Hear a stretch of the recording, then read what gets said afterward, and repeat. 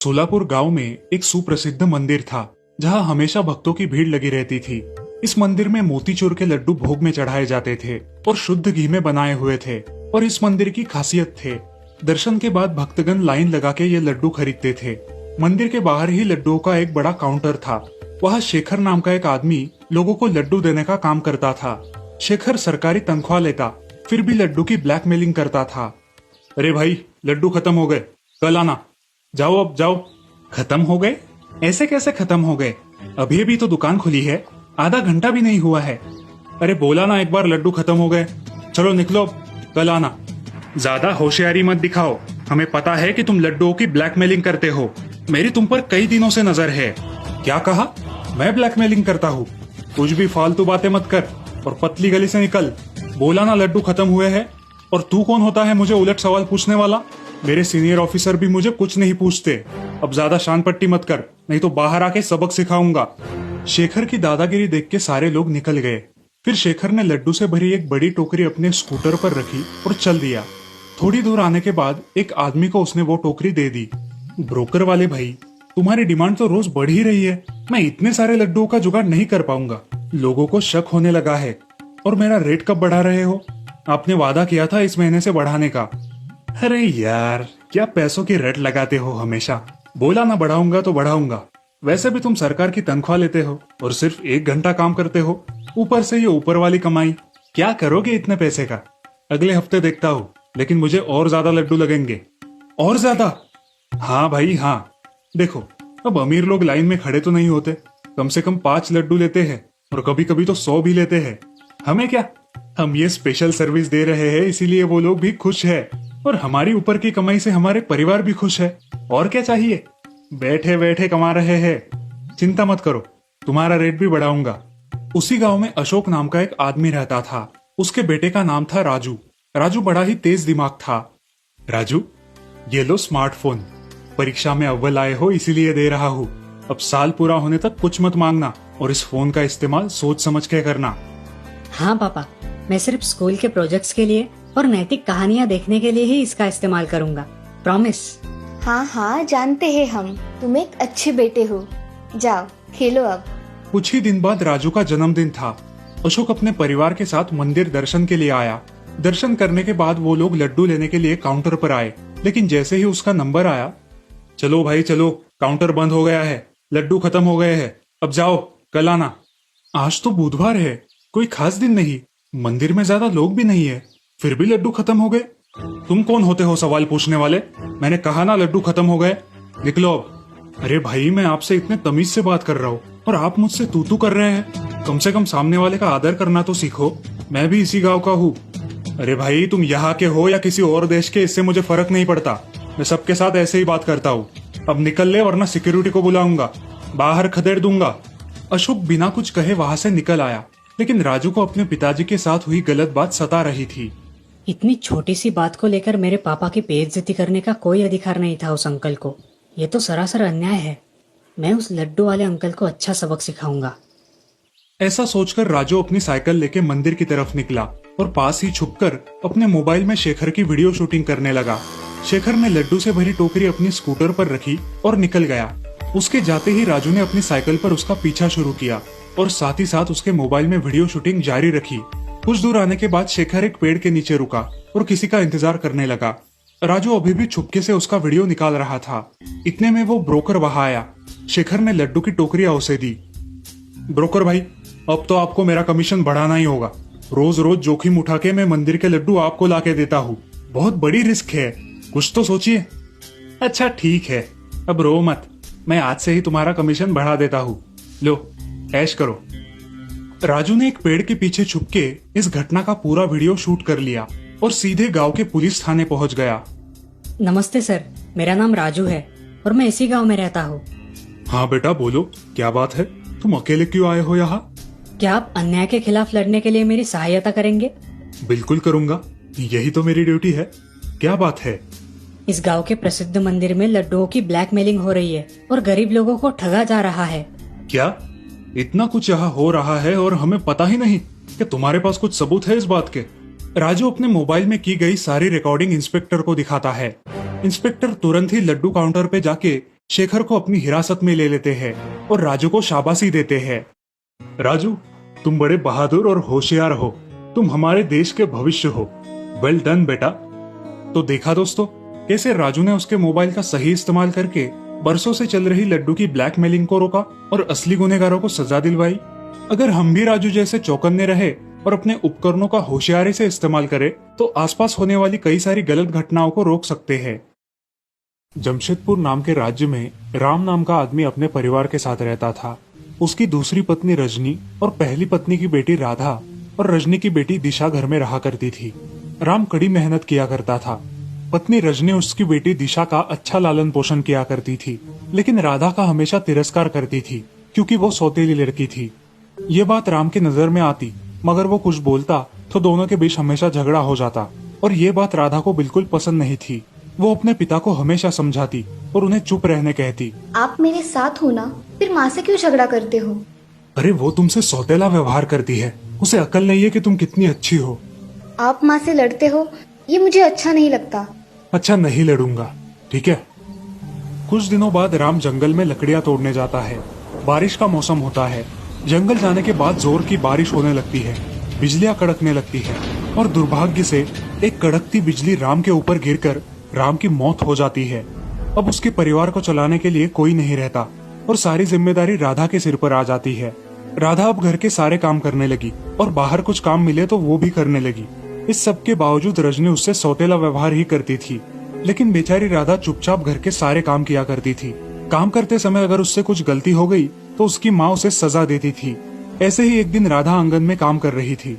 उसकी माँ ने उसे आवाज दिया, अरे ओ राधा, कहाँ मर गई? ये काम कौन करेगा? आई माँ, अरे जल्दी आ, क्या कर रही है? हाँ माँ, बोलो क्या काम है? ये यहाँ पड़े कपड़े ऐसे ही पड़े रहने देने वाली है क्या? तुझे कपड़े नहीं धोने हैं क्या? जी माँ, वो रह गया, अभी करती हूँ। राधा अब कपड़े धोने बैठती है और कपड़े धोते धोते बहुत रोने लगती है। कपड़े धोने के बाद वो घर में चली जाती है। घर में जाते ही रजनी उसे बहुत भला बुरा कहती है। इतनी देर काम कर रही हो जैसे तुम्हारी माँ तुम्हें बहुत काम देती है। अब जल्दी जल्दी खाना बनाओ, मुझे बहुत जोरों की भूख लगी है। हाँ माँ, बहुत भूख लगी है, जल्दी खाना बनाओ। अब दिशा और रजनी एक जगह बैठकर गप्पे मारने लगते हैं और कुछ काम नहीं करते। ये सब देखकर राधा को बहुत बुरा लगता है, लेकिन वो अपना काम चुपचाप करने लगती है। ऐसे ही एक दिन राधा आंगन में कुछ लकड़ियां काट रही थी और तभी उसके हाथ में चोट लग गई। वो जोर जोर से रोने लगी। उसकी आवाज सुनकर उसकी माँ और उसकी बहन वहाँ आई। क्या हुआ, क्यों चिल्ला रही हो? उसके हाथ में खून देख दिशा बोलती है, दीदी को कुछ लगा है। अरे कुछ नहीं हुआ है, काम करने में उतनी ही छूट मिल जाती है, इसीलिए ये नाटक कर रही है। और ऐसा कह के रजनी वहाँ से चली जाती है, लेकिन दिशा उसे हल्दी लगाती है। धन्यवाद दिशा। अब दिशा वहाँ से चली जाती है और राधा अपने माँ की याद निकालकर रोने लगती है। अगले दिन राधा फिर से काम करने लगती है। उसके हाथ में बहुत दर्द होता है, फिर भी वो काम करती ही रहती है। वो कुएं में से पानी निकालने जाती है और गलती से उसके हाथ से बाल्टी पानी में गिर जाती है। जोर से आवाज होती है। वो आवाज सुनकर रजनी बाहर आती है। क्या हुआ कलमुही, अब क्या नुकसान किया तूने? मेरा तो तू नुकसान ही कर रही है। कुछ नहीं माँ, हाथ से बाल्टी गिर गई। और कर नुकसान, जा चल बाल्टी निकाल कर ला। मुझे तैरना नहीं आता माँ, मुझे डर लगता है पानी से, मैं नहीं जाऊंगी। तू मुझे क्या पागल समझी है क्या? राधा बहुत रोने लगती है, फिर भी उसकी माँ उसे बहुत भला बुरा कहती है और अगर बाल्टी नहीं मिली तो घर में ना आने के लिए बोलती है। अब राधा के सामने कुएं में कूदने के अलावा कोई उपाय नहीं बचता। वो भगवान का नाम लेती है और एक रस्सी की मदद से कुएं में उतरने लगती है। वो बहुत गहराई तक पानी में उतरती है, मगर उसे कोई बाल्टी नजर नहीं आती। वो और अंदर जाती है। अनजाने में वो एक सुंदर तालाब में आ जाती है। वो तालाब से बाहर निकलती है और उस तालाब के बाहर की दुनिया देखकर बहुत खुश हो जाती है। बाहर निकलने के बाद वहाँ के रास्ते पर उसे एक सेब का पेड़ दिखाई देता है जो रो रहा था। राधा उस पेड़ के पास जाती है और उससे बात करती है। हे सेब के पेड़, तुम क्यों रो रहे हो? क्या हुआ है तुम्हें? बेटी, मेरा ये पेड़ सेब के वजन से झुक गया है और मेरी टहनियाँ भी झुक गई है। इससे मुझे बहुत दर्द हो रहा है। क्या तुम मुझ पर लगे इन सेब को निकालोगी? क्यों नहीं पेड़, मैं अभी निकाल देती हूँ। ऐसा कहकर राधा उस पेड़ से सारे सेब निकाल लेती है। अब वो पेड़ बहुत हल्का महसूस करता है और राधा से कहता है, धन्यवाद बेटी, तुमने मेरी बहुत बड़ी मदद की है। अब मुझे हल्का हल्का महसूस हो रहा है। बेटी, तुम अब इस रास्ते से आगे जाओ।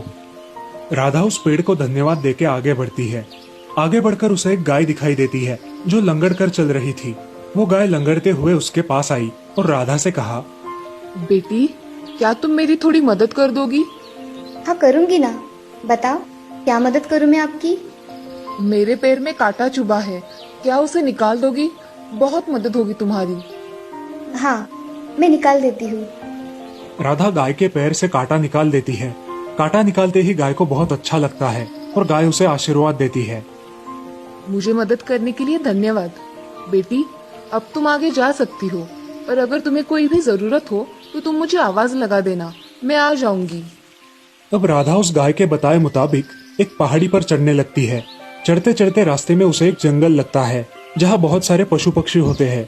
तभी एक चिड़िया उसके कंधे पर आकर बैठती है और उससे बातें करने लगती है। लड़की, तुम कहाँ से आई हो और यहाँ क्या कर रही हो? कुएं में मेरी बाल्टी गिर गई थी, इसीलिए उसे लाने के लिए मैं पानी में कूद गई और यहाँ आ पहुँची। यहाँ की दुनिया तो बड़ी ही अनोखी है। यहाँ के सारे प्राणी बोलते हैं क्या? हाँ, यहाँ के सारे जानवर बोल सकते हैं और अपने मुताबिक जी भी सकते हैं। इस जंगल को भगवान का आशीर्वाद मिला है। तुम अब आगे जाओ। ठीक है। अब चिड़िया जैसा बताती है वैसा ही राधा करती है। आगे जाकर उसे एक झोपड़ी दिखाई देती है जो घास से बनी हुई थी। राधा उस झोपड़ी के पास जाती है और उसका दरवाजा ठकठकाती है। तभी अंदर से एक बूढ़ी दादी बाहर आती है। तुम कौन हो और यहाँ कैसे आई? मैं इस जंगल में तालाब से आई हूँ और मुझे बहुत भूख भी लगी है। क्या आप मुझे कुछ खाने को दोगी? मैं तुम्हें खाना दूंगी, मगर उसके बदले में तुम्हें मेरा एक काम करना होगा। कौन सा काम करना होगा मुझे? तुम्हें घर की साफ सफाई करनी होगी और साथ ही साथ खाना भी बनाना होगा। हाँ मैं कर लूंगी दादी, मुझे ये सारे काम आते हैं। दादी मैं ये सारे काम करूंगी। दादी उसे खाने के लिए खाना देती है और राधा अब दादी के साथ ही उस झोपड़ी में रहने लगी। वो घर के सारे काम करने लगी और दादी को भी उससे लगाव होने लगा।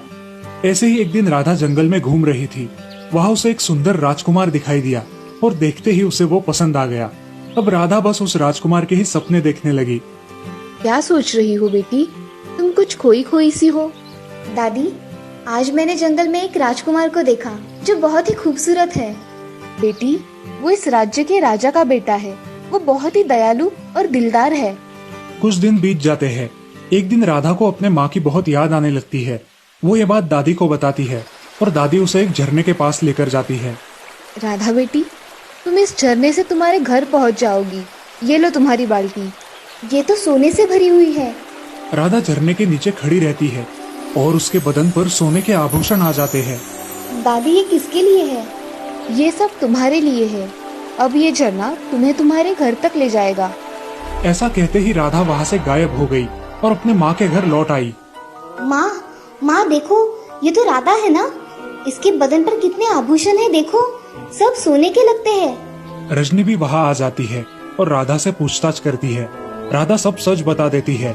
अब उसकी माँ लालच में आकर अपनी बेटी दिशा से कहती है, बेटा दिशा, तू भी उस कुएं से उस जंगल में जा और जल्दी से सोना लेकर आ। जी माँ, अभी जाती हूँ। अब दिशा उस कुएं में कूद जाती है और तालाब से बाहर निकलती है। वो राधा ने बताए हुए रास्ते पर चलने लगती है। उसे भी रास्ते में वो सेब का पेड़ दिखाई देता है। बेटी, मेरे पेड़ के सेब निकाल दोगी? मुझे सोना चाहिए, मैं तुम्हारे पेड़ के सेब तोड़ने नहीं आई हूँ। ऐसा कह के दिशा उस पेड़ को वैसा ही छोड़ के आगे चली जाती है। अब आगे उसे रास्ते पर वो लंगड़ी गाय मिलती है। गाय उससे कहती है, बेटी, क्या तुम मेरी थोड़ी मदद कर दोगी? मैं यहाँ तुम्हारी मदद करने के लिए नहीं आई हूँ, मैं यहाँ सोना लेने आई हूँ। ऐसा कह के दिशा वहाँ से भी चली जाती है। आगे जाकर उसे वो घना जंगल लगता है और उसके कंधे पर वही चिड़िया आकर बैठती है। दिशा गुस्से से उस चिड़िया को पकड़कर फेंक देती है, जिसकी वजह से वो जख्मी हो जाती है। चिड़िया उससे कहती है, घमंडी लड़की, तूने मुझे जख्मी क्यों किया? मैं यहाँ तुम्हें जख्मी करने या तुमसे बात करने नहीं आई हूँ, मैं यहाँ सोना लेने आई हूँ। ऐसा कह के दिशा आगे चली जाती है। अब उसे पहाड़ी पर वो झोपड़ी दिखाई देती है। वो जल्दी जल्दी में उस झोपड़ी के पास जाती है और दादी को आवाज देती है, दादी, ओ दादी, कहाँ हो आप? अब दादी झोपड़ी से बाहर आती है और उसे देखकर बोलती है, कौन हो तुम बेटी? मैं राधा की बहन हूँ दादी, मैं यहाँ सोना लेने आई हूँ। अरे तुम राधा की बहन हो? आओ, अंदर आओ। नहीं दादी, मैं यहाँ रहने नहीं आई हूँ, मैं यहाँ सोना लेने आई हूँ। अरे राधा ने मेरे घर के सारे काम किए थे। मुझे वो सारे काम नहीं आते, मुझे सिर्फ सोना चाहिए। आप मुझे जल्दी से सोना दे दो, मुझे मेरे माँ के पास भी जाना है। तुम्हें बहुत जल्दी है जाने की। अच्छा तुम ऐसा करो, तुम मेरे साथ आओ और इस झरने के नीचे खड़ी रहो। दादी जैसे कहती है वैसा ही दिशा करती है और झरने के नीचे जाकर खड़ी हो जाती है। तभी झरने का पानी दिशा के शरीर पर पड़ने लगता है और दिशा का रंग पूरा काला हो जाता है। अब वो उसका रंग देखकर दादी से बोलती है, दादी, झरने के पानी से मेरा रंग काला क्यों हो गया? मुझे सोना चाहिए, ये काला रंग नहीं। जिसका मन जैसा, ये झरना उसको वैसा ही फल देता है। राधा का मन साफ था, इसलिए उसको सोना मिला, और तुम सिर्फ अपने ही बारे में सोचती रहती हो, इसलिए तुम्हें इस जादुई झरने ने काला रंग दिया है। अब ये हमेशा तुम्हारे साथ रहेगा। अब तुम चाहो तो इस झरने से घर जा सकती हो। अब दिशा रोते हुए अपने घर पहुंच जाती है और घर पहुंचते ही अपने माँ से कहती है, माँ देखो, उस दुनिया में कुछ नहीं मिलता। कौन हो तुम, और ये दिशा जैसी आवाज कहाँ से आ रही है? अरे माँ, मैं दिशा ही हूँ। मेरा रंग काला हो गया है उस दुनिया में जाके। ऐसा कैसे हो सकता है? ये कलमू ही राधा तो इतना सोना लेकर आई, और तुम ये काला रंग लेकर आई हो। अरे ओ राधा, कहाँ मर गई? जी माँ, आपने बुलाया? तूने मेरी दिशा को झूठ मूठ का बताया था ना? नहीं माँ, मैंने तो सही सही बताया था। ये ऐसा कैसे हुआ मुझे नहीं पता। अब रजनी उसकी बेटी के साथ ऐसा होने के बाद राधा से और बुरा व्यवहार करने लगी। वो अब दिन रात राधा से काम करवाने लगी। राधा का सारा सोना उसने अपने पास रख लिया और राधा को रोज परेशान करने लगी। ऐसे ही एक दिन राधा उस दुनिया के वो सुनहरे पल याद कर कर रो रही थी। उसे वो गाय, वो पंछी और दादी, इन सब की याद आ रही थी। राधा को उस राजकुमार की भी बहुत याद आ रही थी। अब राधा ने तय किया कि उसे उस दुनिया में वापस जाना है। राधा ने उस गाय को आवाज दी, हे जादुई गाय, क्या तुम सुन सकती हो? मुझे यहाँ से ले जाओ। अब वो जादुई गाय वहाँ आ जाती है और तभी क्या हुआ है बेटी, तुम ऐसे रो क्यों रही हो? क्या आप मुझे आपकी दुनिया में ले जा सकती हो, हमेशा के लिए? हाँ बेटी, ले जा सकती हूँ। चलो चलते हैं, तुम मेरी पीठ पर बैठो, हम वहाँ चले जाएंगे। राधा उस गाय की पीठ पर बैठकर उस जादुई दुनिया में वापस चली जाती है। अब गाय उसे उस जंगल में लेकर जाती है। वो जंगल एक बड़े नगर में परिवर्तित हो गया था। उसके बाद गाय उसे पहाड़ी पर लेकर जाती है जहाँ बूढ़ी दादी रहती थी। अब उस दादी की झोपड़ी की जगह एक बड़ा राजमहल था और वो दादी वहाँ की महारानी थी। दादी, ये सब ऐसा कैसे हो गया? राधा, ये एक बहुत बड़ा नगर है जहाँ हम सब रहते हैं। जब कोई अनजान आता है तो उसके लिए ये जंगल बन जाता है। क्या हुआ राधा, तुम ऐसे अचानक यहाँ कैसे आई? मेरी माँ मुझे बहुत परेशान करती है। मैं चाहती हूँ कि मैं हमेशा आप ही के पास रहूँ। मेरे बाबा जाने के बाद आप ही ने मुझे इतना प्यार किया है। आपसे मुझे बहुत प्यार मिला है, इसी वजह से मैं आपके पास रहना चाहती हूँ। ठीक है, तुम यहाँ हमेशा के लिए रह सकती हो राधा। तुम्हारा अच्छा स्वभाव हमें बहुत पसंद आया, इसीलिए मैं चाहती हूँ कि आप मेरे राजकुमार से शादी कर लो और हमेशा के लिए इस राज्य में राज करो। मगर मैं कैसे दादी? क्यों? तुम्हें पिछली बार राजकुमार पसंद आया था ना? वो राजकुमार मेरा पुत्र है। क्या तुम उससे शादी करना चाहोगी? हाँ। दादी अपने पुत्र को राधा से मिलाती है और उस राजकुमार को भी राधा देखते ही पसंद आ जाती है। अब उन दोनों की शादी धूमधाम से होती है और राधा उस नगर की महारानी बन जाती है और खुशी खुशी उस राज्य में अपना जीवन व्यतीत करती है। सुवर्णगढ़ राज्य के राजा कनकसेन बहुत ही होनहार थे। उनका राजपुत्र सुवर्णकांत और राजकन्या कंचना बहुत ही सुंदर दिखते थे। उनके सौंदर्य और शूरता के चर्चे हर राज्य में फैले हुए थे। एक दिन सुवर्णकांत अपने मन की बात अपने पिताजी से कहता है, पिताजी, मेरा राज्याभिषेक होने से पूर्व मैं ये पूरा देश भ्रमण करना चाहता हूँ। मुझे इसके लिए आज्ञा चाहिए। राजपुत्र, आपकी इच्छा अनुसार आप देश भ्रमण कर सकते हैं, मगर आपको 1 वर्ष के अंदर देश भ्रमण करके राज्य में लौट आना होगा। ठीक है पिताजी, 1 वर्ष में मैं वापस लौट आऊंगा। ऐसा कहकर राजपुत्र सुवर्णकांत अपने माँ, पिताजी और लाडली बहन कंचना से विदा लेता है और देश भ्रमण पर निकल जाता है। ऐसे ही बहुत दिन बीत जाते हैं। लगभग 10 महीने पूरे हो जाते हैं। अब राजकुमारी कंचना का राजमहल में मन नहीं लगता। एक दिन उसे बहुत बुरा सपना आता है। रात भर वो उस सपने की वजह से सो नहीं पाती।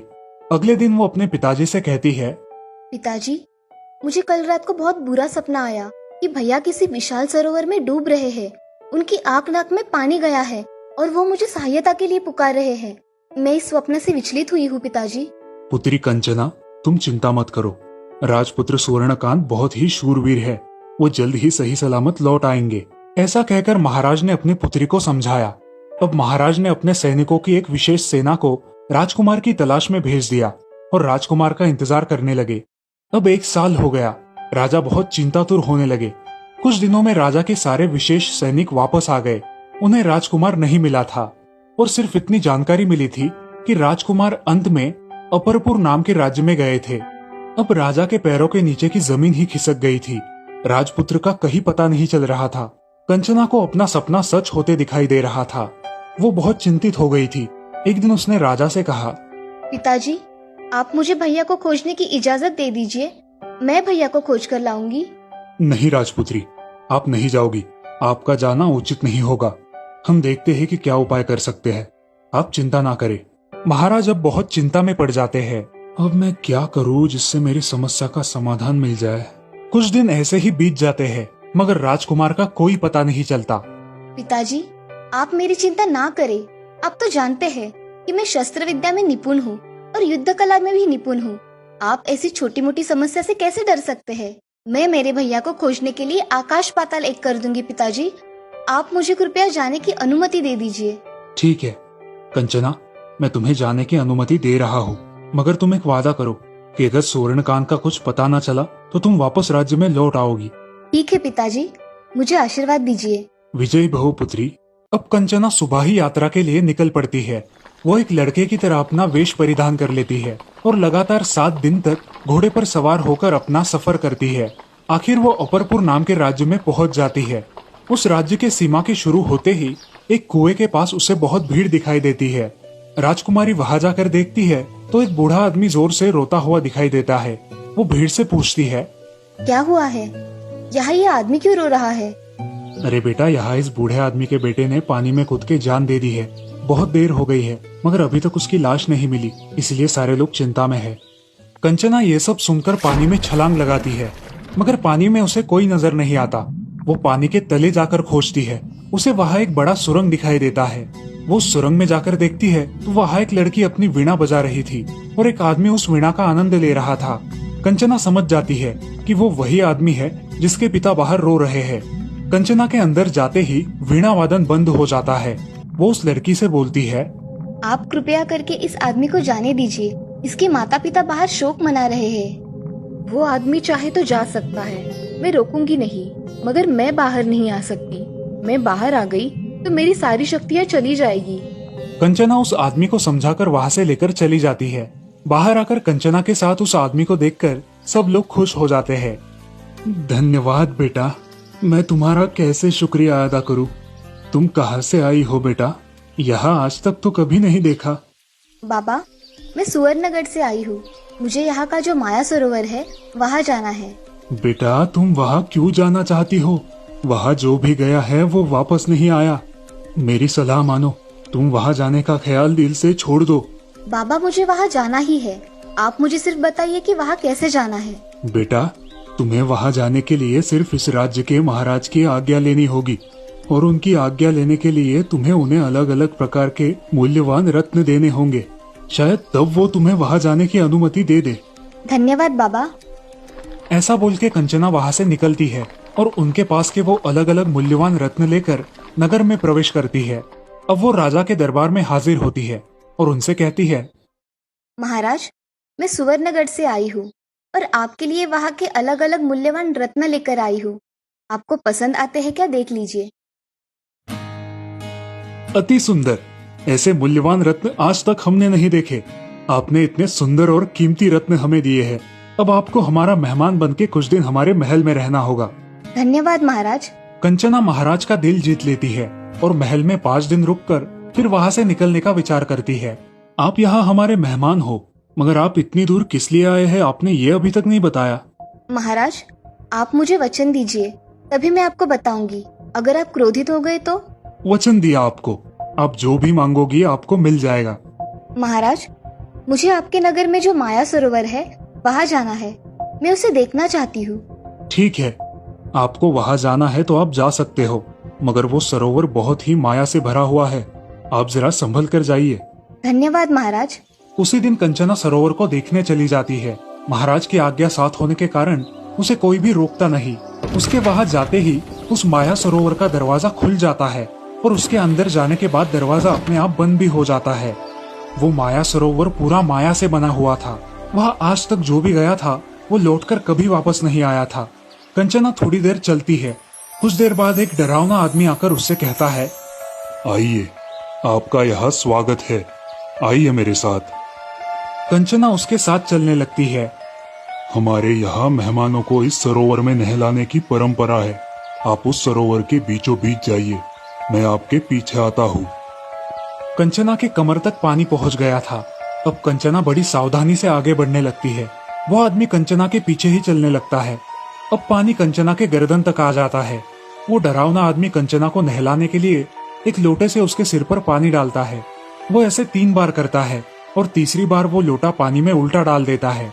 लोटा उल्टा डालते ही कंचना पानी में डूबने लगती है।